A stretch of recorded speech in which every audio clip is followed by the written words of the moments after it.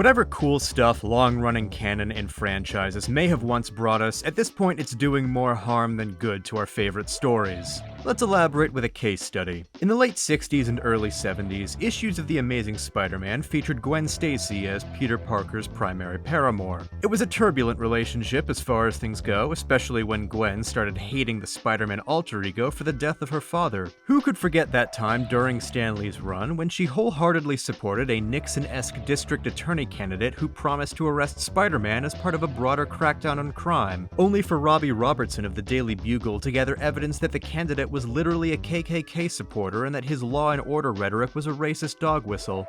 Remember back when comics weren't political? Anyway, Gwen and Peter's relationship reached a sudden and traumatic end thanks to the Green Goblin in 1973's landmark story written by Jerry Conway, The Night Gwen Stacy Died. I bet you'll never guess what happens in it. In 2004, after 400 subsequent issues of The Amazing Spider-Man, J. Michael Straczynski released the story arc Sins Past. In it, Peter discovers that at some point during their relationship, Gwen Stacy had cheated on him with Norman Osborn and got pregnant, giving birth to 2 children and swearing Mary Jane to secrecy. These kids aged super fast because of spooky science stuff and Norman's goblin goo, and he trained them to be killers who thought Spider-Man was the one who killed Gwen. This is one of the most hated stories in Spider-Man's history. It inserts these new elements into the stories written 30 years ago, even though they do not fit at all. They clash logically, thematically, and characterizationally. These were 2 stories written by different authors for different reasons expressing different ideas, separated in real time by 3 decades. But they're supposed to be within the same linear plotline,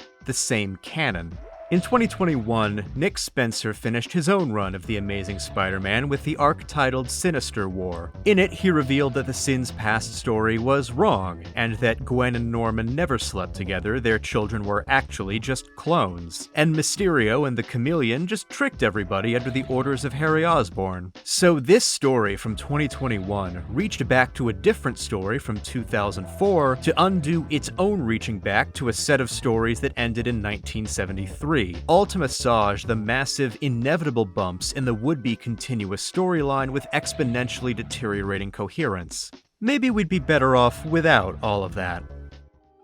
The word canon comes from a Greek word meaning rule, and since the late 1700s, it was primarily used to denote institutional approval of theological or literary works. A very simple example is that the books of the Christian New Testament are not part of the biblical canon of the Jewish Tanakh, and neither religious canons include the Muslim Quran. Non-religious literature uses the term to refer to works considered the most important for society at large to read and remember and preserve. In the second context, the writing of Shakespeare and Chaucer being in the English literary canon is not meant to imply that Canterbury Tales takes place in the same universe as A Midsummer Night's Dream, only that both works are elevated as important by our culture. Despite the more secular connotations of the word in fandom space, fandoms do tend to enforce a particularly dogmatic approach towards the concept of canon. And to be clear, I'm talking mostly about canon in the context of pop culture nerd franchises with a single continuity but more than one creative vision. New installments in such an ongoing story are scrutinized for adherence to continuity, for reverence towards what came before, to determine the worth of their inclusion in the canon. Anything declared to be non-canon from the get-go is not valued as much. The intensification of this phenomenon has been aided by the industry part of the entertainment industry. If canon is decided by institution, then the canon of lucrative pop culture franchises is determined by IP rights holders, almost always entertainment corporations, who unilaterally decide to add new installments to their canons. In theory, this could mean that franchises are consistently putting out high-quality work in order to live up to fandom standards of canon, but we all know that's not what happens. I just gave you one of the most infamous examples of the contrary. Fandoms are mercurial, and the larger they become, the more they fracture under their own weight. Fandoms factionalize around the different elements of the work they are most drawn to, and come to see their own favorite parts as the only parts that matter. And from the creative side, signing up to add one new square to the narrative tapestry becomes exponentially harder the later into the story's life you join. Ideas become recycled, characters run out of places to go, and contradictions become inevitable.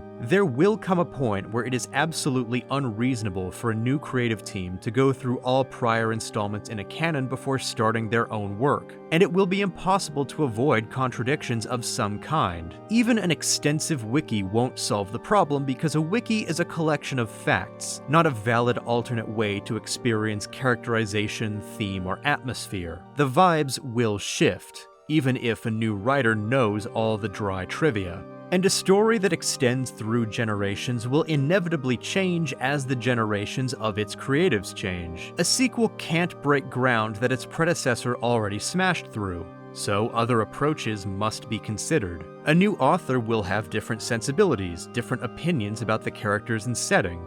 Place Amazing Spider-Man issue 1 next to issue 500 and little will be the same. Spider-Man's costume, ostensibly having the same design, looks different thanks to the shift in art style. Even the scenes from the later issue literally recreating moments from the Lee and Ditko days are not one-to-one. The standards of canon cannot be rigid or else things will break too soon, but even the most flexible canons cannot last forever. Attempting to force them to only result in creative entropy. Stories must end, even if we can assume that life within their worlds goes on, and the more creative perspectives we attempt to staple on to one linear narrative, the more that conflict in theme and sensibility piles up. Let's look at yet another Spider-Man case study, One More Day, the story where Spider-Man sells his marriage to the devil so that Aunt May can come back to life because then Editor-in-Chief Joe Quesada thought that marriage aged Spider-Man too much, but getting divorced would age him more and be a bad example for kids. It is, perhaps, the most unpopular decision in the history of the character, maybe even all of comics, and it is entirely a result of the fact that mainline Spider-Man comics are all meant to be a single continuity,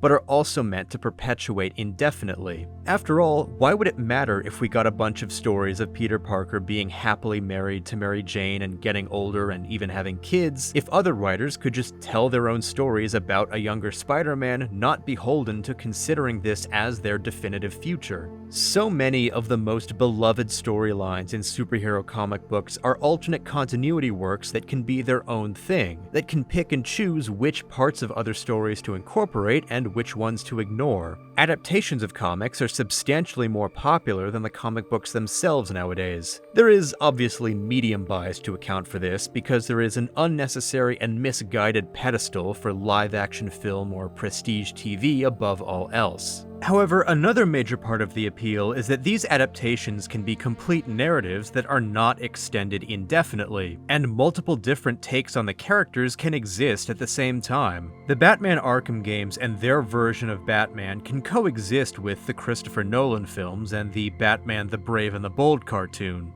The decline of the MCU is, I believe, partly the inevitable result of the series not ending when it could have, and instead adapting its source material in a formal sense by continuing and degrading forever. But back to the notion of coexisting interpretations, consider the evolution of the reactions to Zack Snyder's DC movies. Back when he was actually making them, when Warner Brothers was presenting his films as DC's answer to the Marvel Cinematic Universe and the DC films, Batman v Superman was incredibly divisive and hated for a variety of reasons, many having to do with infidelity to the source material. Batman was a jaded brute who killed people. Lex Luthor was an energetic, long-haired Joker-alike. Superman's dad told him not to help people. These are not archetypal takes on the characters, not the comics on the big screen. And the pressures of being the films, of being a canon that the general movie-going public will see as definitive versions, put a unique kind of pressure on them. But years have passed, the Snyderverse is dead forever, James Gunn's take is on the horizon, and Superman fans who wanted a more wholesome version have already gotten stuff like the impeccable My Adventures with Superman. Films have introduced the multiverse, normalizing the idea of different versions of the same character. Snyder's Superman is no longer the cinematic Superman. He is now a particular take on the character, Snyder's specific artistic spin. The pressure of being definitive is gone, so now people only have to watch it if they're curious about the interpretation. It's not like these Snyderverse movies have been completely rehabilitated for everyone, but they can at least be viewed on their own merits now. The same is not true for story arcs within the comics continuity that have weird and controversial spins, like the Spider-Man Spider Totem stuff.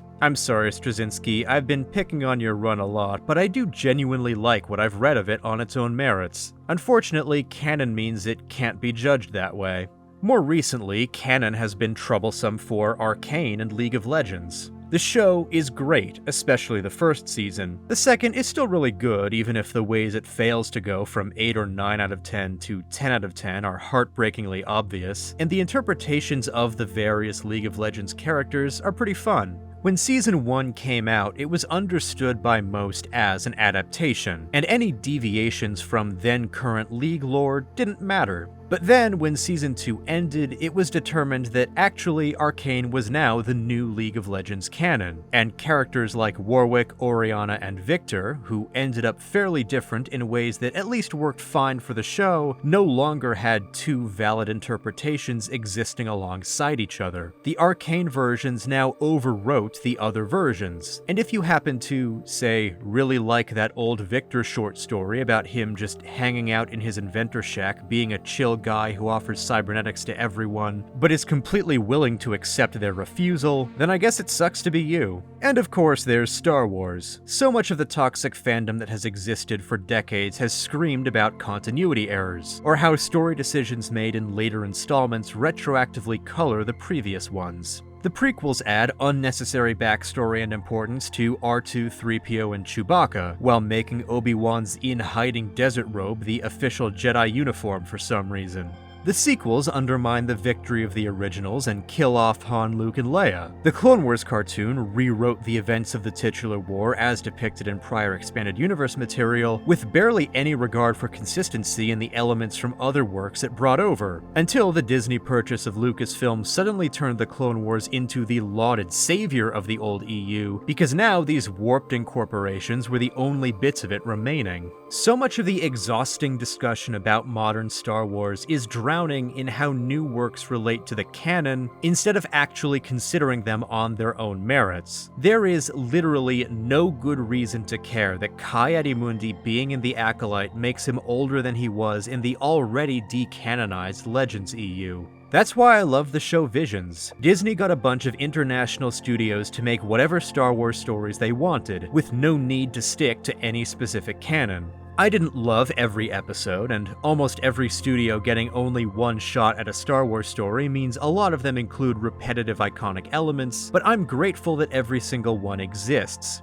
I didn't care much about Bandits of Gorlak or Au's Song, but they're worthy takes on Star Wars and completely worth having alongside absolute diamonds like Screecher's Reach or Village Bride. Hopefully the fact that Season 3 will have follow-ups to some Season 1 episodes doesn't change this variety and creativity too much. In Visions, Star Wars is a canvas, a toy box, fitting for a franchise intended for children. But if it is all meant to be a single continuous canon, that toy box becomes a cage. Suddenly it matters that there's this silly rock band featuring Jabba the Hutt's artsy relative floating around in the narrative. People may have plenty of fun ideas for stories about Jedi in hiding during the Dark Times, but the more you tell, suddenly the canon has to bear the weight of all these other Jedi running around when the narrative of the films tells us that Luke Skywalker is the last one. All this is to say that once a series gets big enough, everything should be like Visions. All franchises should have this allowance. It's all fan fiction anyway once the original creator or creative team has moved on. So let's embrace that. It would be foolish to go on AO3 or fanfiction.net and expect every Star Wars fic on there to cohere with each other, but I guarantee you that you could find at least one that you really love, that embodies what Star Wars means to you.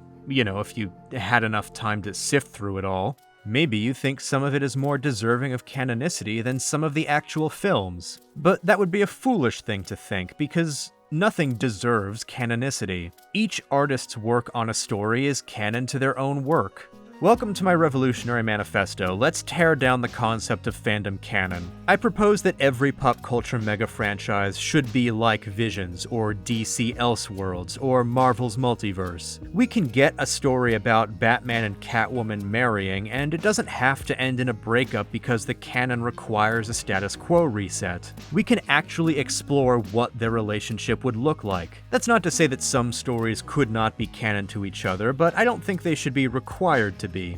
It's all fanfiction anyway. Of course, a single artist's work should maintain canon and consistency within itself. I'm not saying that a single film or series under a consistent vision doesn't have to care about its own continuity. Of course, continuity matters there. I'm saying that we should allow different works by different artists with different visions to all stand independently. Internal canon to one artist or group of artists' work should be kept, but canon between artists who aren't directly collaborating is just stifling. Now, you might say, wouldn't that get incredibly complicated to keep track of? Wouldn't it get convoluted? Well, yeah, maybe. But would it truly be that much more complicated than what we already have with having to keep track of retcons upon retcons upon retcons? Each writer's run on a comic is still somewhat considered their distinct thing, with excessive and distracting effort taken to try to smooth over the inevitable contradictions. And then there's the suite of Elseworld stories that already exist, like Spider-Gwen or The Dark Knight Returns, which just so happen to be wildly more influential to wider pop culture than the most mainline entries in their respective franchises. Plenty of people are already familiar with the notion of different takes on the same characters. I don't think general audiences were confused that Robert Pattinson's Batman was not the same as Christian Bale's. Yes, to some extent it could be more confusing for people if a particular story is selectively canon to random other stories, but generally things would be more self-contained and things would be allowed to end.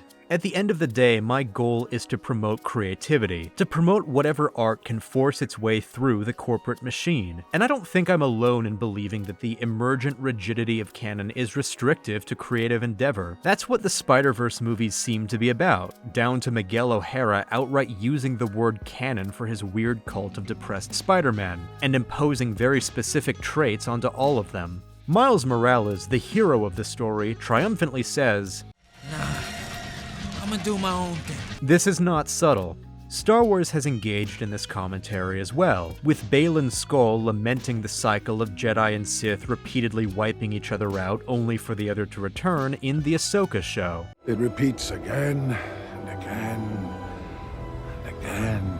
Or Kreia making the exact same point in Knights of the Old Republic 2 18 years earlier. In both stories, it's very easy to interpret these characters as feeling metatextually trapped by the story of Star Wars continuing past its ending, to the point of recycling the same conflicts. Yes, one could consider this commentary on creative bankruptcy rather than commentary on canon itself, but that kind of bankruptcy is inevitable in any canon that runs too long. Being a fan of a long-running franchise with multiple creative visions already requires picking and choosing which stories you actually like and ignoring those you don't. It's either that or sinking into hatred as you consider every franchise fatally poisoned by any segments of it you dislike. It's also easier to appreciate imperfect works without the pressure of canonicity, as I stated about the Snyderverse. I really dislike how the MMO The Old Republic resolves the lingering plot threads from Knights of the Old Republic 2, but I really do like its depiction of the backstabbing Sith Empire. When I play KOTOR 2, I try to forget about SWOTOR, but when I play SWOTOR, I try to enjoy it on its own merits. What other way is there? Get angry and stay angry and never enjoy Star Wars again? Why would I do that to myself?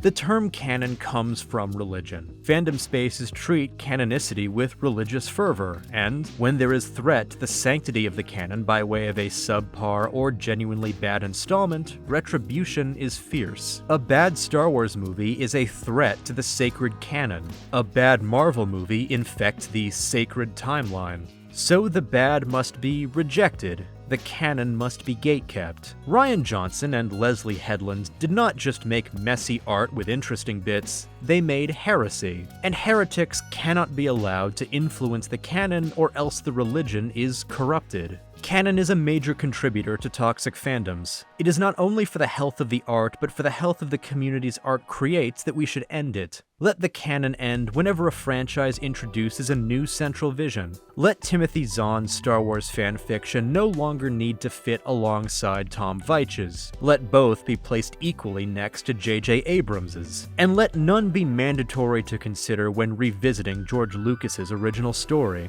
This may actually make it possible to let people enjoy things that don't necessarily fit together. Let's be free from canon. Or, experience more art than just sticking to superheroes and Star Wars forever. You ever hear about Scavenger's Reign? Apparently that Sinners movie is really good. You should play Promise Mascot Agency. Oh, and thanks for watching. If you like this video, you can help me out with a like and a comment, maybe a subscription with the notification bell on if you haven't subscribed already, and maybe even consider joining my Patreon. You can be one of these lovely people and have my eternal gratitude. We'll see if I want to make any more of these shorter videos in between the bigger projects. I keep going back and forth on that. But the next longer video is coming, and it's a bit of a silly one. Or maybe deadly serious. See you next time.